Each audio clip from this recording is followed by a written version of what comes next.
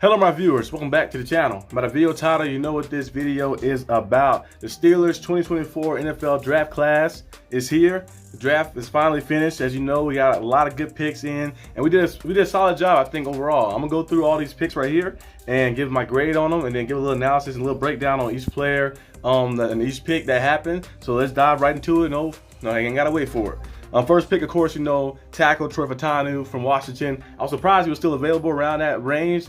For the Steelers, I mentioned him on the video, of course, on the first day we drafted him, so I'm not going to stay on him too long. But he's a good player, and the Steelers are looking up to build that trench play up. You know, like I mentioned many times before on the video, if you can't win at the line of scrimmage, you're not going to win any games. But when you can control the line of scrimmage, you can control the whole narrative and control the whole pace of each game. And we've been going out there and just playing.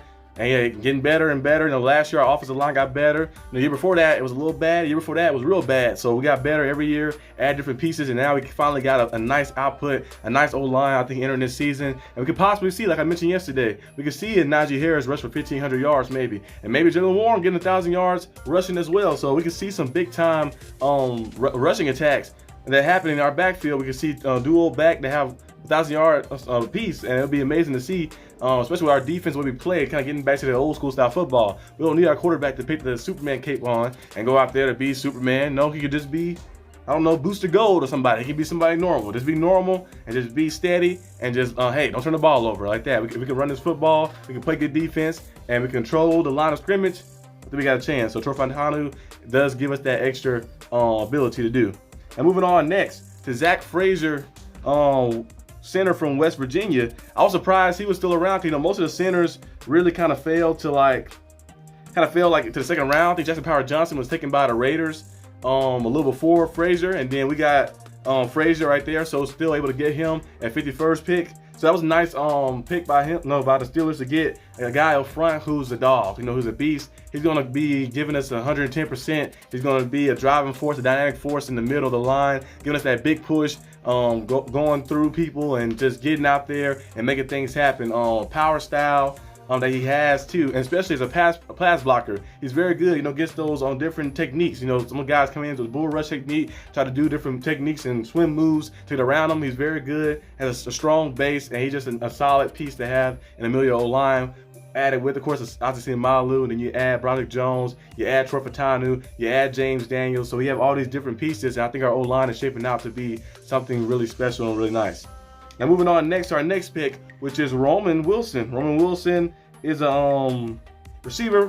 They got him listed at 6 feet, but then on the NFL Network they have him at 5'10". So you know, sometimes they might boost the height a little bit on Google and stuff as well. But he's like a 5'10", 5'11" receiver. Got speed. Big time speed, deep threat, getting down the field, making plays down the field for his team in Michigan last year, who was the champions, of course. 740 plus receiving yards, 48 catches, 12 receiving touchdowns. He probably had even more numbers, but they ran the ball kind of a lot last year. But he had the opportunity from his sample size that he got. He made big time play after big time play, a playmaker in the air. He's one of those guys that kind of remind me. He remind me of Amon St. Brown. I'm not saying he's Amon St. Brown, because we know Amon St. Brown's an all-pro, the highest paid receiver now too as well. But he reminds me of Amon St. Brown, Todd Lockett type of guy. A guy just always seemed to make the right play and always seemed to get open. You know, he's one of those type of players when you watch his film and you watch him play. He just always seemed to get open, make the right play. The ball in his hands, he'd go up and get it. He's kind of the opposite of George Pickens. George Pickens is more of an aggressive, you know, type of contested catch type of guy. You know, physicality, all that added to his attributes. R.Wilson kind of on the other side. Now he can get physical too as well, but he's more of a guy with finesse, you know, making plays and finessing, like the route running ability, you know, cutting in and out, using his quickness, his shiftiness, and his speed to get open in space. So he's one of those type of players. So R.Wilson, I think, is a nice addition to the team. Steelers always do a good job in finding receivers, throw around type guys, you know, and turning them to being Pro Bowl level guys and superstar guys. Antonio Brown, he was the 5th round pick, I think. And, you know, all the guys that we took him before, you know, we took a 2nd round Juju, who became a good player with us, a Pro Bowl receiver with us. We took Martavis Bryant, who was pretty good with us. We took, of course, Jesse Johnson, who was a Pro Bowl receiver with us as well, George Pickens. So the Steelers always find good receivers, especially the past like 5-6 years. They've been finding receivers pretty well and getting some good production out of them. So I think R.Wilson will be another one of those guys, and especially the way our play style is going to be, play action, you know, using the run, set the pass, and deep shots down the field to George Pickens. So R.Wilson, a guy who can beat man-to-man coverage as well, and a guy who can play in the slot as well too, is going to be very good for our team. Now moving on next to our next pick, which was P.Wilson, who fell to the 98th pick in the draft, which is surprising. I thought he was going to be gone around second round this, but I guess there's a lot of people saying like that the reports that he was on because the injuries that happened to him. You know, the knee injury, of course, the shoulder injury as well that happened to him. It kind of dropped his draft stock a little bit. But I was surprised, and he fell right there. I'm happy that the Steelers were able to get him right there in that spot too as well. P.Wilson, like I mentioned many times on the channel before, sideline to sideline type of guy. You know, can cover as well, which is very important nowadays. You know, if you want to be able to play linebacker and play all downs and be on the field for a long time, you got to be able to cover. And he can cover tight ends. He can cover some of those receivers in the middle. He ran a 4.4 as well, 6'3", about the same height as me. He's older than me, but about I'm the same height as him, and you know, way about the same. But I did not run a 4.4. Last time I ran that 40, that was for that video thing, like a 4.65 or something like that. So I don't run a 4.4. He ran a 4.4. He's an athletic specimen. You watch the plays he make, his ability to go up there and catch the ball and make plays in the air. He's a very good player and very dynamic piece. And I think the Steelers pairing him up with Patrick Queen. And for yesterday, I forgot to mention Landon Roberts. Landon Roberts led our team in tackles. We had like 3 or 4 sacks last year. A lot of tackle for losses last year. Was an absolute dog. Remember, his shoulder got knocked out, and he went out there and strapped it back up, got back in there in one arm, made plays for us. And even in situations where he had to cover, like last year, remember that Bills threw the ball to I think it was Kincaid, and he had the big breakup in the playoffs. So Atlanta Roberts was the heart and soul of the defense last year with all the injuries happening. So pairing Patrick Wilson up with Landon Roberts with the Patrick Queen, of course, as well. Hey, it's going to be very good seeing P.Wilson, how he emerged and how he develops to being probably a potential starter in the future for us as well. So I'm actually very excited for that pick right there. Let's move on to our next pick, which is Mason McCormick. Mason McCormick was a guy that I didn't know too much about. I didn't know too much about him. I think it's McCormick. We picked him at the 4th round. A guard. The Steelers wanted to add more depth. They wanted, as you know, the first we took three offensive linemen within the first few picks of our draft. So the Steelers wanted to add that depth. They wanted to add that depth to the line and wanted to add some guys who would be starters like Fautanu and Frazier. But they want to add a guy like Mason to the line, you know, a guard, big, physical, nasty type of guy. I seen some of those I wasn't too familiar with them, so I was looking them up, searching them up and stuff, and seeing some of his Senior Bowl highlights, the little one-on-one drills, and seeing different things. And he's very nasty in a good way. O-line like that. He go out there, he put that arm in you like that. He was just manhandling people, manhandling the bull rushers that was coming in like that, trying to overpower him. He has a strong base, a big guy, a big country strong type of player. So I think Mason is a nice piece. He looked like he can be a guy who's going to be a rotational piece for the Steelers, maybe in different looks and different settings. I think in the pass blocking game is solid, but in the run blocking game too as well. But I think the Steelers will probably maybe like build him up to being maybe a potential starter in the future. But I was hoping that we went maybe cornerback right there. But now looking at it, I was like, hey, you know what? I think going O-line like that, adding more depth, because you know some injuries do happen, and some guys getting a little older. You know, Malu getting a little older like that. He's gonna be playing for a while, of course, like that. But he's Malu like 31, if I'm not mistaken. So as people get older and stuff, injuries do occur more. So having depth around the line, him, Mason now we got Herbig as well too, around the line, the interior of the line is gonna help out a lot. So that's actually a good signing for the Steelers right there. Now moving on to our next pick was Logan Lee. Now Logan Lee was a guy who's very versatile as well. I was not familiar with him as well, so I searched his stuff up a little bit, and he's very athletic. He's a defensive end, but we play 3-4 defense, so he's not going to be a defensive end for us. So most likely he's going to be playing defensive tackle like that for us, like that inside. The Steelers could maybe use him on the edge a little bit if they want to, but most likely since we got enough depth on the outside for our outside linebackers, the guys, the edge rushers coming in, so he would probably use them inside, a defensive tackle. Of course, Cam Hayward getting a little older. We got Kendall Bennett, who played good football last year. He actually was very underrated last year. Made some big time plays and got some big pressures in there on a lot of the that led to sacks most of the time too as well. Made some big plays for the Steelers. So a guy Logan Lee, I've seen some of his versatility, playing in the inside, playing on the outside like that. Good hands, good strength as well. Very athletic and very versatile and mobile, and fluid too as well. You always want a defensive lineman to be fluid, to be able to get through those blocks, to be able to get through the cracks and get low if you have to like that. Remember the song, get low, get low, get low. You gotta get low. You gotta get low, and you gotta find a way to get there, to get to the quarterback and make a play. And he does all that. And he was at Iowa, of course. Iowa might not be known a lot for their big time, you know, pass rushers and stuff like that. But I think he has some talent. I think working like being a rotational piece. And I'm not saying he'd be a starter in the future, but not everybody drafted is meant to be a superstar player. A lot of people always think that, like fans be thinking that, like, oh, this guy right here not gonna be a star. I'm like, not everybody drafted meant to be a star. Some guys are meant to be a depth piece, and depth pieces are good because you already know when the playoffs come, you want to make sure you get a good rotational piece. Just like in basketball.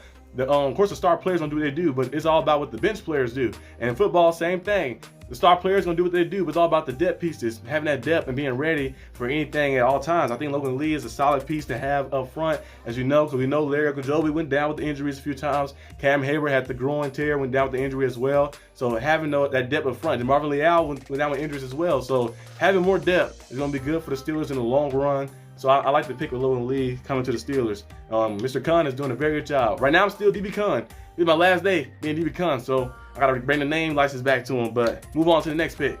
The next pick, we have who was the last pick of the draft? Ryan Watts. I didn't know who he was too much either, so I was looking at some of his stuff.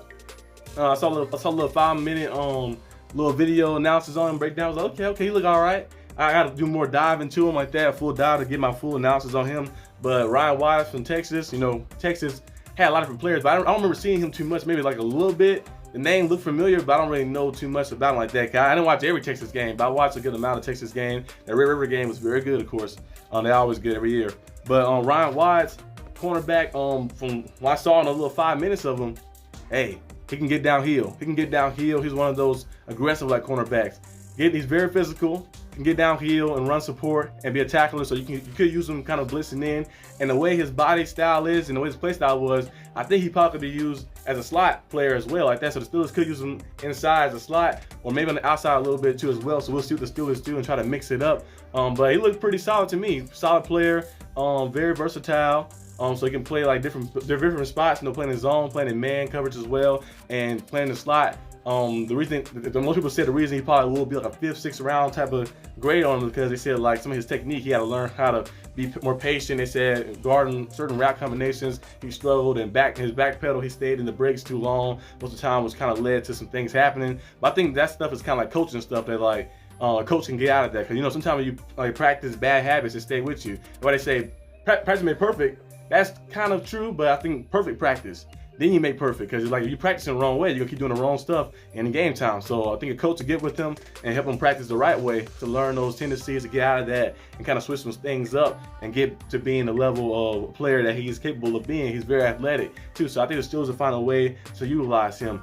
But this is really the full draft class right here, and basically, you know, hey, the draft class is a nice one. It's a nice draft class. It's solid. We went out there and addressed a lot of our needs and got a lot of the different pieces we needed for our team.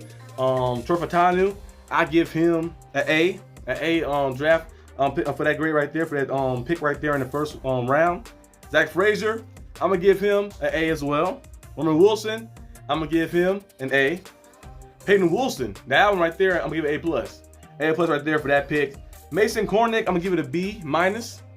Logan Lee, I'm gonna give that one a B- as well. And then Ryan Watts, I'm gonna give that I will say C+, but I'll probably say a B- like that. I feel like the Steelers could maybe trade it back in and got, because Josh Newton, I remember Josh Newton was on the board for TCU. The Bengals got him. I was hoping the Steelers was gonna make a move to get a guy like that, who I feel like could be capable of being a starter in the long run. But I'm gonna give that Ryan Watts one probably B-, C+-ish, around that range. I think overall the Steelers took the best person available in each of the categories they needed, like I mentioned before.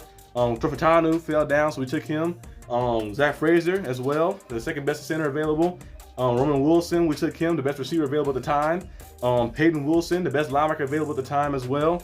And then we add some different depth pieces for our team. So I think overall the Steelers did a good job. I'm gonna give the Steelers an A on this draft. Last year's draft was cool for us, you know, because JPJ played a lot of snaps for us and was a big time starter for us. And then, you know, of course, Kendall Bennon, another guy who plays a lot of snaps for us too as well. And somebody else I'm missing. Broderick Jones, Broderick Jones the first pick. Broderick Jones played a lot of snaps for us too and was a big dynamic piece, because his first game in, we rushed for like 200 yards, I think, like close to 200 yards. So he was a big like dynamic piece for us like that. So I think Broderick Jones was game changer for us like that, game changer for our team and stuff. Even though he didn't play his original position was on the left side. He kind of had to move and play the right side. I think this year you're going to move back to the left side, and then we have Fautanu play on the right side. Unless the Steelers just keep him there and mix it up. I don't know what they're going to do, but we know both of those guys are going to be starting. So I think overall our team did a pretty good job in the draft. Let me know what you guys think. This is my last time being DB Con. I'm back to the regular Arsenal DB. And I think most likely